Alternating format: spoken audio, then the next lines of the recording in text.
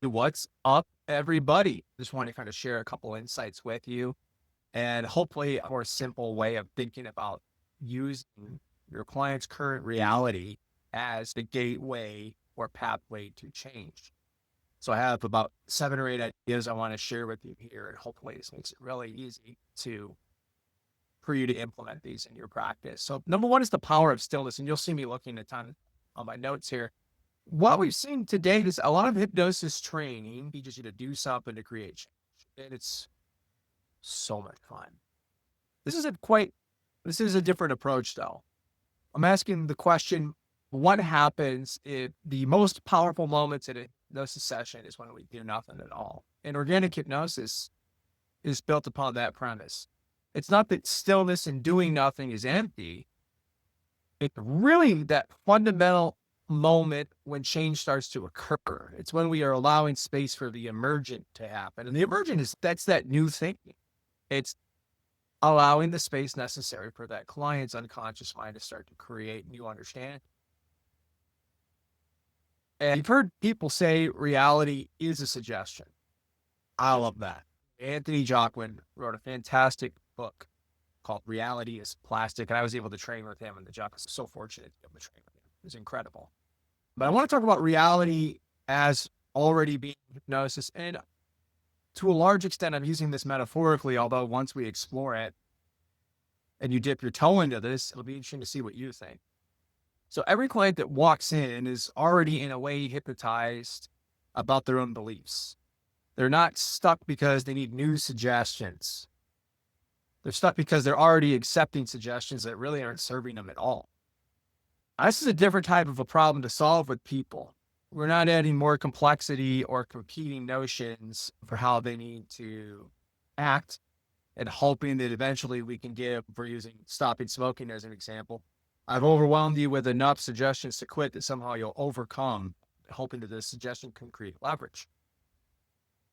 I don't think our job, not in organic hypnosis at least, our job isn't to add more suggestions. It's really just about creating the space for that awareness. So they are already hypnotized.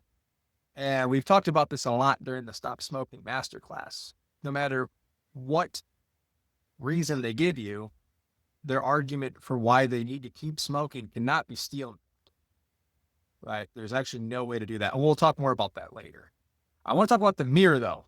So traditional hypnosis often positions the hypnotist as the expert, answers, or maybe they can guide you through a process. And through that process, the client hopefully find what they're looking for, or maybe just rewire their mind so that they can become a non-smoker. Whereas our approach here is to become the mirror, right? We're reflecting back what's already there, again, because reality is a suggestion. So if we're operating off of that premise, I don't need a lot of content. I don't need to provide a lot of content in a session. It becomes irrelevant because I'm not trying to be an expert. I'm just allowing that client's natural wisdom to emerge. So I like to call this stop being the expert, start being the mirror. I want that client's natural wisdom. That's what we call it, a client-led journey. So if I come in there with a lot of planning or forethought, in a way I can prevent that client's natural wisdom from coming to the surface, unfortunately. It still can happen through other methodologies. This is just a lot faster because we're going right to it. In a way, there's a directness because we're focused on inner directness. And I want to help that client part of their life because that's going to change everything for them. And so there's always that space between though. So the most practitioners might feel pressure in a session because again, they're acting from that vantage point of being the expert. So if there's silence or any sort of a pause, they might feel the pressure to rush to fill that silence. But so much happens in the space between words. And when you hold that space confidently, it's almost like you're giving that client permission to meet themselves exactly where they are. A lot of times we'll talk about meeting the client where they are. The client's not really meeting themselves where they are. There's, again, a lack of clarity inside that person. And how are they going to get where they want to go if they don't even understand where they are? It's like shooting a moving target, but in reverse. I know it's a bit of an intense metaphor to consider, but we want real change to. So my premise here is that I need to create adequate space for that client to understand where they are. This is where we're starting to mix locality into our work. So silence, space, stillness, all these different concepts we talk about, it's the most powerful thing we can do in a session. I don't think there's another thing that's more powerful.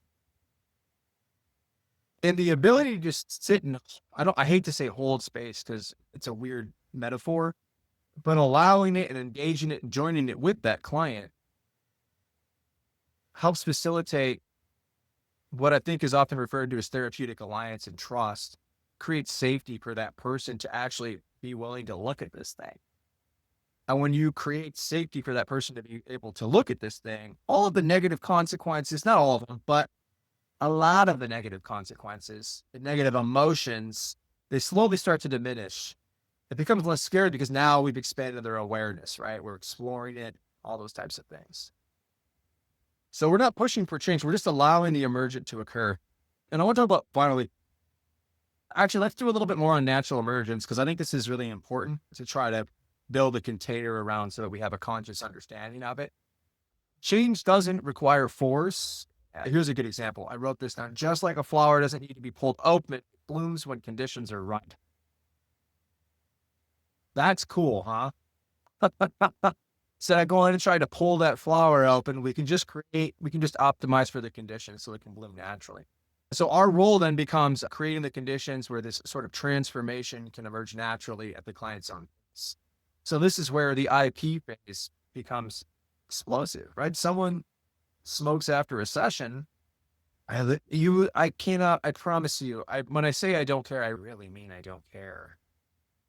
The process of them smoking after a session, after having gone through this expansion of awareness, that's actually helping them quit now, because they do it and they go, I don't know why. They're looking at it differently in a powerful way. So we're leveraging everything to our advantage. And it's not about being the expert and quitting for them. We've abandoned that sort of notion for the greater good of the client in this way. We're empowering them fully.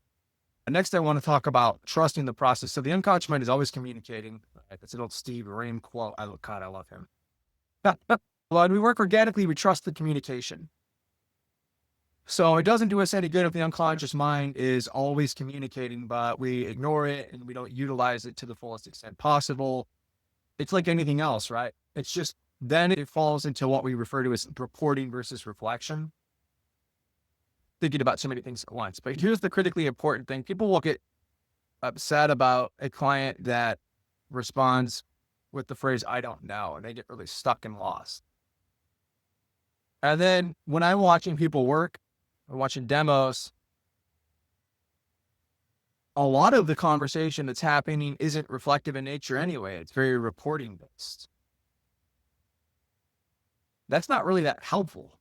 They can report things back to you about the client's reporting. We want to move them more into that space of reflection, because that's where the learning and the awareness starts to expand, all the different principles we talk about.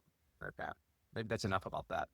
But every session is going to unfold as it needs to, not because we're controlling it, but because we're allowing it to. We're going to allow it to unfold how it needs to. We're not going to judge what the path to success looks like for that client, because every single individual is different. And I want to honor that individual's uniqueness. And that might sound like I'm really setting myself up for a lot of sessions, but you've seen the results. It's not like that, right? It's actually, when we change our instruments of measurement, progress can be made more efficiently. I guess that's the fastest way to put it out there.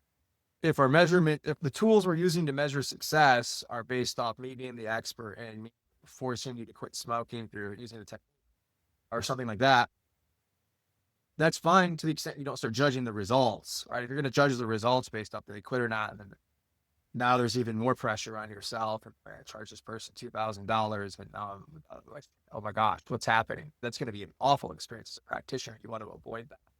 So we got to trust the process, right? The unconscious mind is always communicating. We work organically. We trust that communication. Every session will unfold as it needs to. I want to talk about one more concept though, and I think it ties all this together. It's really the invitation. It's not just an invitation to start learn a series of different techniques. What we're doing is we're creating almost like an invitation for ourselves and for the client to work with their natural wisdom. And when we trust that process, the most simple things in a session can be the most profound, right? And we're doing it not through doing more, but through allowing what's already there to emerge. So it's almost like, I don't want to say we're stopping doing hypnosis. We're thinking about it different. Right? So let's talk about this tactically within the confines of a session. So let's say someone tells me, hey, Benny, I can't quit smoking. It's just got a hold of me. Okay, let's do it this way. No matter what the excuse is. Okay, so they're saying, I can't quit smoking because there's some causality here. Let's try to steel man their argument. They might say, because I'm stressed out. The reality is, unless that cigarette merges with AI technology and the AI technology becomes sentient and it takes over some cyborgs and robots, and then it takes the cigarettes and it holds the person down and shoves the cigarette into that person's mouth. And unless that robot has the capacity to light the cigarette and then make that person inhale and exhale, unless those conditions are met, that person has a choice. And I'm not doing this to be mean to the person, but that's my attitude because I can help that person see clearly that they're mistaken and that they're under this hypnosis. They're operating under a series of beliefs that aren't serving them. Hopefully that helps illustrate the point a little bit. So we talked about some ideas here. Let me know your biggest takeaway. Let me know where you need more clarity, everybody. I'll catch you later. Take care.